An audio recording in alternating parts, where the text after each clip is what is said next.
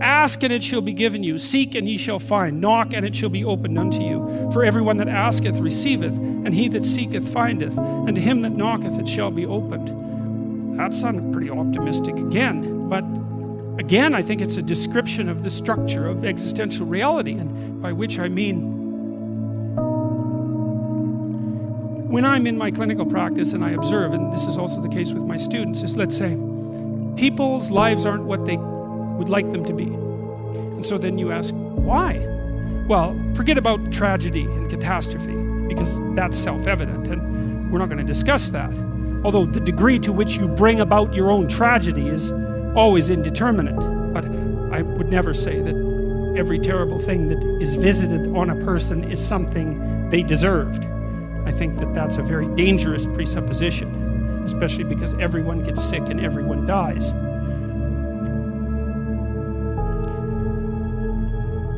But one of the main reasons that people don't get what they want is because they don't actually figure out what it is. And the probability that you're going to get what would be good for you, let's say, which would even be better than what you want, right? Because you might be wrong about what you want easily, but maybe you could get what would really be good for you. Well, why don't you? Well, because you don't try. You don't think, okay, here's what I would like if I could have it. And I don't mean in a way that you manipulate the world to force it to deliver you goods for status or something like that. That isn't what I mean. I mean something like, imagine that you were taking care of yourself like you were someone you actually cared for. And then you thought, okay, I'm caring for this person. I would like things to go as well for them as possible. What would their life have to be like in order for that to be the case? Well, people don't do that. They don't sit down and think, all right, let's figure it out. You've got a life. It's hard, obviously. It's like 3 years from now, you can have what you need. You got to be careful about it. You can't have everything. You can have what would be good for you, but you have to figure out what it is, and then you have to aim at it. Well, my experience with people has been if they figure out what it is that would be good for them, and then they aim at it, then they get it. It's a strange thing. It's not quite that simple, because you may formulate an idea about what would be good for you, and then you take 10 steps towards that, and you find out that your formulation was a bit off, and so you have to reformulate your goal. So you're kind of going like this as you move towards the goal. But a huge part of the reason that people fail is because they don't ever set up the criteria for success. And so, since success is a very narrow line and very unlikely, the probability that you're going to stumble on it randomly is 0. And so there's a proposition here, and the proposition is, if you actually want something, you can have it. Now the question then would be, well, what do you mean by actually want? And the answer is that you reorient your life in every possible way to make the probability that that will occur as certain as possible. And that's a sacrificial idea, right? It's like, you don't get everything. Obviously. But maybe you can have what you need. And maybe all you have to do to get it is ask. But asking isn't a whim or today's wish. It's like, you have to be deadly serious about it. You have to think, okay, like, I'm taking stock of myself. And if I was going to live properly in the world, and I was going to set myself up such that being would justify itself in my estimation, and I don't mean as a harsh judge, exactly what is it that I would aim at? Well, one of the things I've found is that, in test of this theory, let's say, you could try this. This is a form of prayer, knocking. Sit on your bed one day and ask yourself, what remarkably stupid things am I doing on a regular basis to absolutely screw up my life? And if you actually ask that question, but you have to want to know the answer, right? Because that's actually what asking the question means. It doesn't mean just mouthing the words. It means you have to decide that you want to know. You'll figure that's out so fast it'll make your hair curl.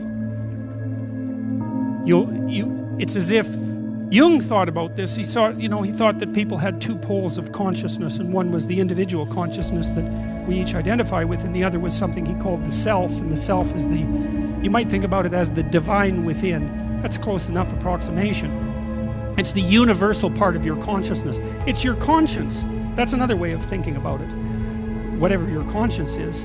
But it's something that you can consult. It's like the Socratic daemon. Socrates said that the thing that made him different than everyone else in Greece was that he consulted his daemon, his genius. He asked himself how it was that he should conduct himself in the world, and then he did that, whatever it was. He didn't try to force a solution, he didn't try to force a solution selfishly. He asked, I'm going to manifest myself in the best possible manner in the world. I would like to do that. What would that be? Well, you're perfectly capable of thinking.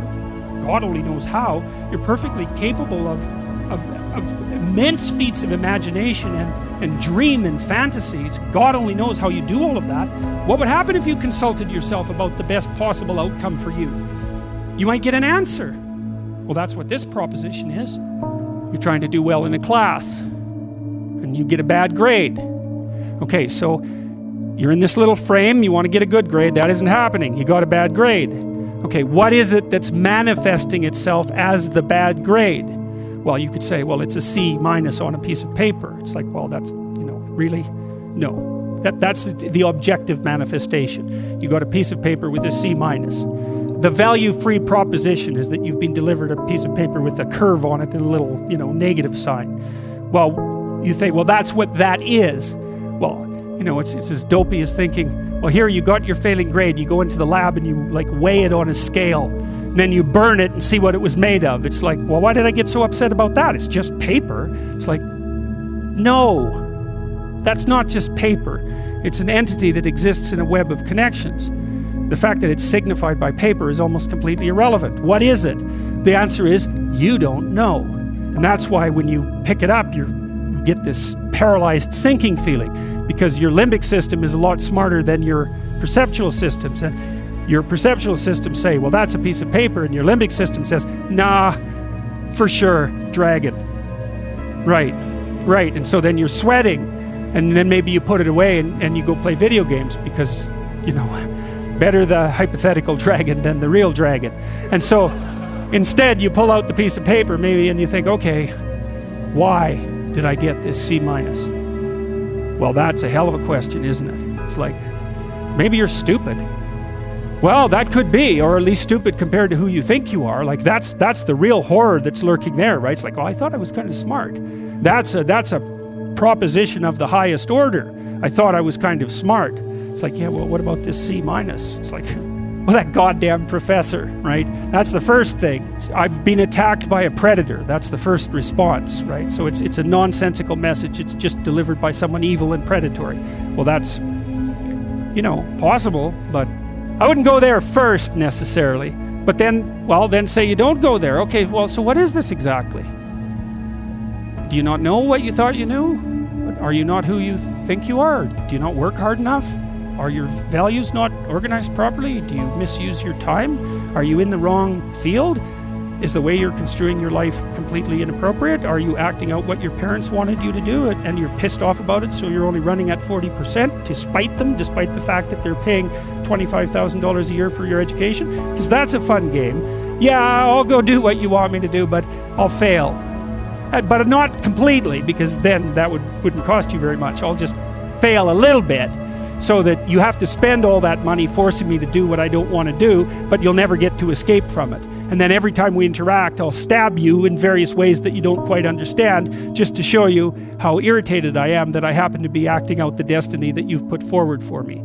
So maybe that's part of the dragon, right? And then that pulls in the whole parent thing. And, these are bottomless pits often. When you're in the world and something objects to you, something that matters objects to you, then in the entire unrealized world is in that thing that objects. It's all tangled up inside it. That's why it's the great dragon of chaos. It's everything that's outside of your conceptual structure. And what is that? It's everything that lurks outside of your walled city. And it's manifested itself like the snake in the garden. And the easiest thing to do is say, I'm not having anything to do with that. But the problem with that is, well, you get your C- and you don't do anything about it. Maybe you're a little bitter and more resentful, and your study habits get a little worse. So the next time you get like a D+, and then you collect a bunch of Fs, and then you stop going to school, and then you stop showering, right? Then you end up jumping off the bridge. And so that's how the dragon eats you when you don't pay attention to it. And so it's no bloody wonder that people avoid, you know. It's really no wonder that they avoid, because error messages contain within them the implicit world. Now, the upside of that is, well, they contain within them the implicit world. And the world isn't all negative. And so maybe you get your C-, and that's actually the best gift you ever got, because somebody finally took you and went, whack, you know, clue in. And so you take that apart and you think, oh, I don't know how to write.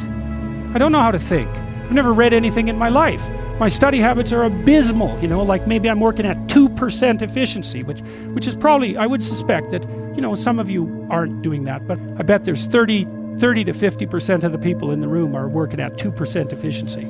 To find that out is so optimistic. I mean, if you're barely hanging in there, but you're only working at 2%, you might imagine what you could have as a life if you're working at like 50%. So the C- can be the best gift you ever had, and that's the gold that the dragon hoards. Right? That's exactly what that means.